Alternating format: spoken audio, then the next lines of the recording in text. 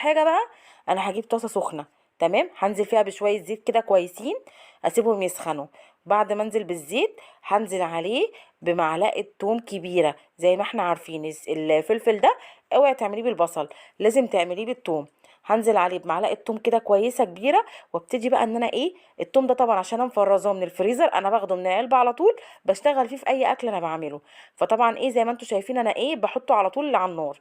هنزل بمعلقه التوم، اول ما بتبتدي تتشوح معايا وان انا اشم ريحتها، هكون طبعا انا مقطعه الفلفل بتاعي صغير حلقات، تمام.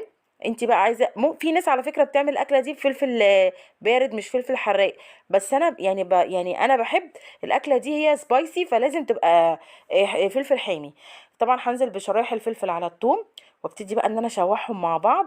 ليه بقى؟ علشان الفلفل والتومه ياخدوا هما الاتنين لون مع بعض، تمام، هما الاتنين يوصلوا لدرجه اللون اللي انا عايزاهم مع بعض.